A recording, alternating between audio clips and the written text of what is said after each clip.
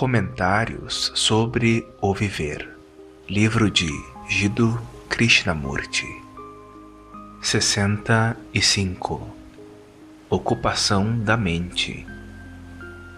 Era uma rua estreita, bastante atravancada, mas sem muito tráfego de veículos. Quando passava um ônibus ou um carro, a gente tinha de afastar-se bem para os lados e quase caía dentro da valeta. Havia umas poucas lojas, acanhadas, e um pequeno templo sem portas. Este templo era impecavelmente limpo, e nele havia gente, mas não muita. Ao lado de uma das lojas, sentado no chão, um menino fazia grinaldas e pequenos ramalhetes de flores. Devia ter uns 12 ou 14 anos. O barbante estava dentro de um pequeno jarro com água, e na frente dele, espalhados em pequenos punhados sobre um pano molhado, havia jasmins, rosas, malmequeres e outras flores. Com o barbante numa das mãos, apanhava com a outra um sortimento de flores e, com um rápido e destro virar de mão, estavam atadas as flores e o buquê pronto. Quase não prestava atenção ao que as mãos faziam. Seus olhos passeavam pelos transeuntes, sorriam quando reconheciam alguém, voltavam às mãos e de novo se afastavam. Dentro em pouco, outro menino se lhe juntou e começaram os dois a conversar e a rir, mas suas mãos não abandonavam um instante a tarefa. Havia já um considerável monte de flores amarradas. Era ainda um pouco cedo, porém, para vendê-las. Parou o trabalho, levantou-se e afastou-se, mas logo voltou acompanhado de outro menino menor do que ele, provavelmente seu irmão. Em seguida, retornou à sua agradável tarefa, com a mesma facilidade e rapidez. Agora começavam a aparecer compradores, um por um ou em grupos. Deviam ser fregueses habituais, pois trocavam entre si sorrisos e algumas palavras. Daí por diante, não se afastou um instante do seu ponto, durante mais de uma hora. Sentia-se a fragrância de muitas flores e sorrímonos um para o outro. A estrada levava a uma vereda e a vereda à casa. Como estamos presos ao passado? Não estamos presos ao passado. Nós somos o passado. E que coisa complicada é o passado. Camadas sobre camadas de lembranças não digeridas, tanto agradáveis como tristes.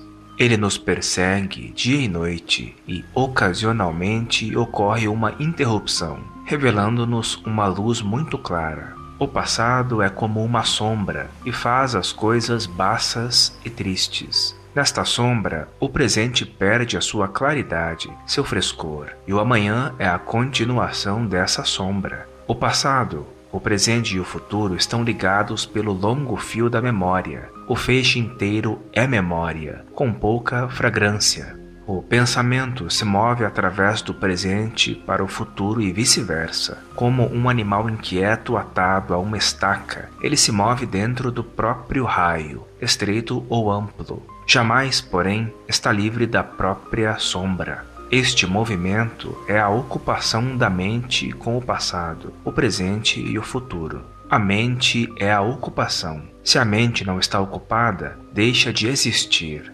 A própria ocupação é sua existência.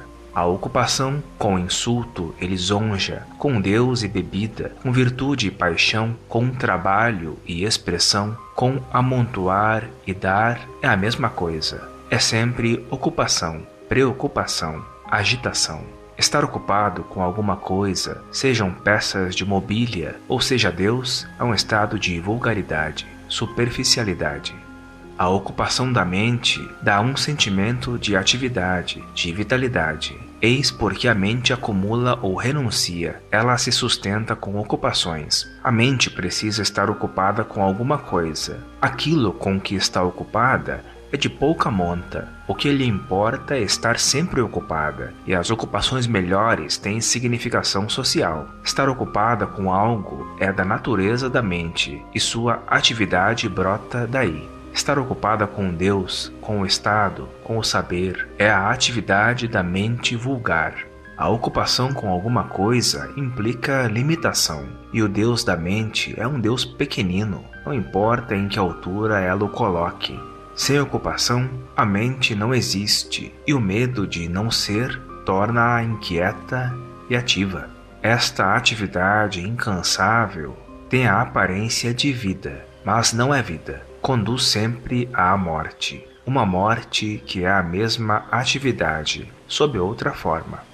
O sonho é uma outra ocupação da mente, um símbolo de sua inquietação. O sonhar é a continuação do estado consciente, o prolongamento daquilo que não está ativo durante a vigília. A atividade, tanto da mente superficial como da mente mais profunda, é ocupacional. A mente só pode estar cônscia do fim de uma coisa como o começo de outra, sem quebra da continuidade. Nunca pode estar cônscia de um findar, mas só de um resultado, e o resultado é sempre continuidade. A busca de resultado é busca de continuidade. A mente e a ocupação nunca têm fim, e só para o que acaba pode haver o novo, só para o que morre pode haver vida. A morte da ocupação da mente é o começo do silêncio total. Não há nenhuma relação entre este silêncio imponderável e a atividade da mente. Para haver relação é necessário contato, comunhão, mas não há contato entre o silêncio e a mente. A mente não pode comungar com o silêncio, só pode ter contato com o seu próprio estado projetado de si mesma, e aqui ela chama silêncio. Mas este silêncio não é silêncio, é meramente outra espécie de ocupação. Ocupação não é silêncio, só há silêncio com a morte da ocupação da mente com o silêncio. O silêncio está além do sonho, além da ocupação da mente mais profunda. A mente mais profunda é um resíduo, o resíduo do passado, patente ou oculto. Este passado residual não pode viver o silêncio, pode sonhar com ele, como muitas vezes acontece. O sonho, entretanto, não é o real. O sonho é tomado muitas vezes pelo real, mas o sonho e o sonhador são ocupação da mente.